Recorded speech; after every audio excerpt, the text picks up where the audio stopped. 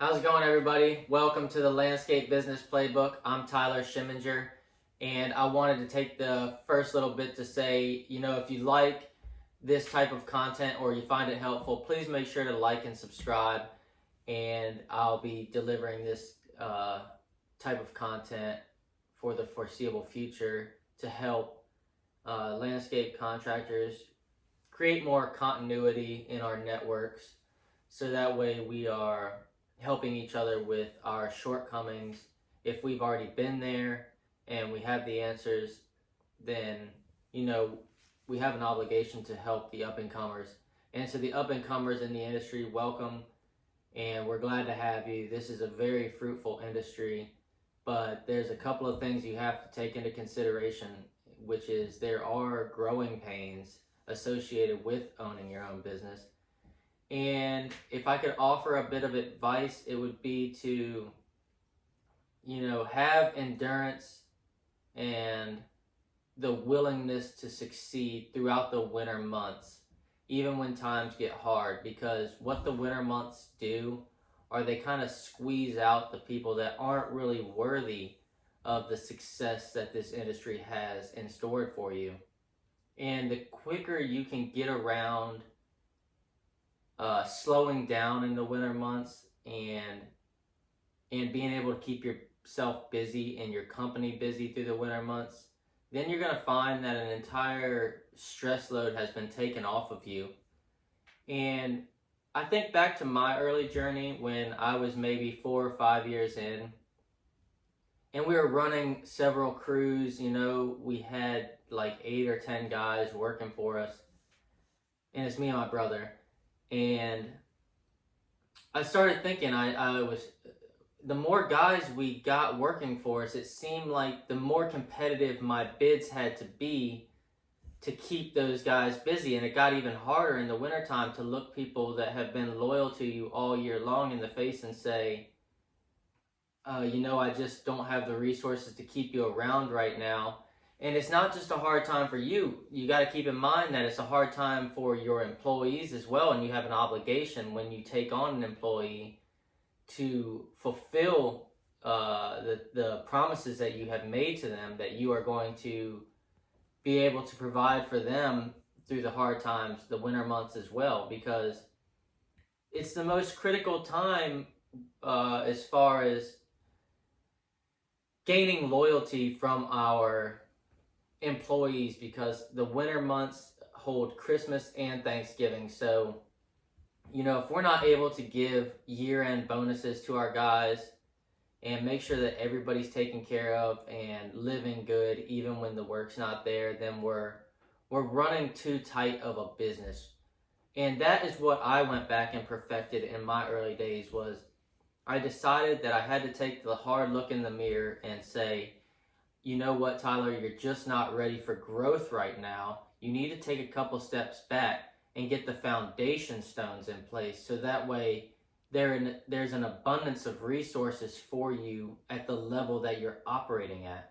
And that's the trick, is to make sure that your resources and your capital follows your aspirations for growth.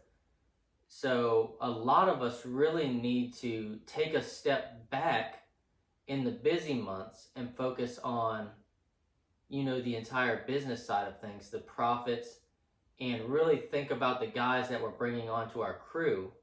Do they have value, or are we just adding somebody that is taking up a little bit of space that really, if everybody worked a little harder, then you could eliminate a couple of guys? So this is the concept that I came up with is what I call micro businessing.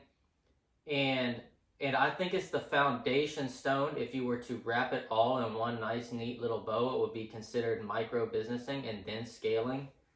So the framework is simple. It is to go back to square one.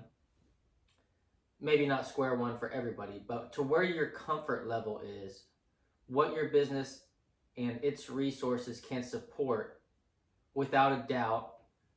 And you want to be able to support these things for about 3 months. That should be your goal, is to set yourself up to be able to support and have the resources to get through about 3 months that are a slow period.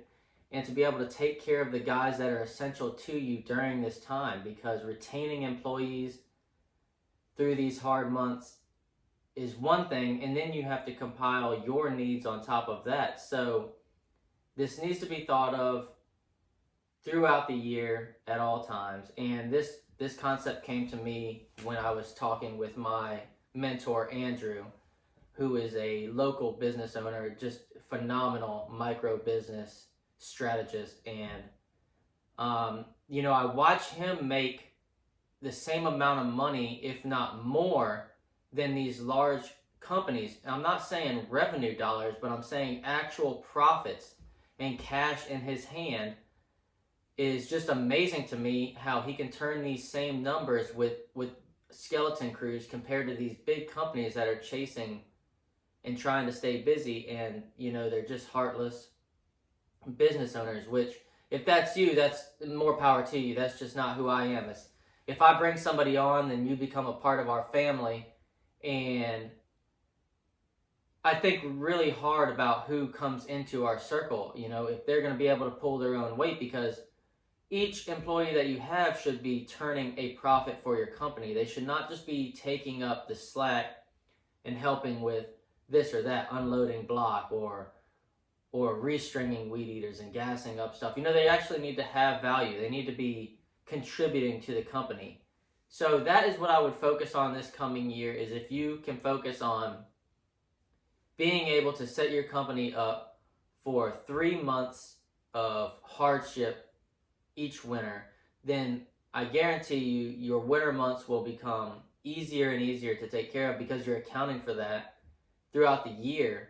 And those 3 months are already accounted for and put away. So you're taking care of your essential players in your business and yourself. And then you're one step ahead when it comes to gearing back up for the spring. So, stay micro as long as it takes to establish a healthy business for the winter months. And if you can keep that in mind all year long, then the winter months will just get easier and easier. So my point being is, don't give up right at the last minute and call it quits just before spring and go to work for somebody else, because the floodgates are about to open up at that point and you're back in business. So right when you're about to give up, most of the time, don't endure it. Don't give up. Just endure what you're going through, and the floodgates are sure to open up at some point. And keep in mind and stay humble that you remember where you were at just a couple of months ago. So when things get good, you want to have it in the forefront of your mind that you want them to remain good. So put the strategies in place that will help you to ensure that you're able to keep your key players around through the hard months, and then you will create a raving employee or several employees that are excited to work for you because you've had their back through the hard times, and they can now look up to you and see a confident, successful leader. Until then, until next time, thanks for watching. Make sure to like and subscribe to this content if it helps at all. And I thank you for taking your time out of your day to watch even just a few minutes of this video. I appreciate it. Thanks.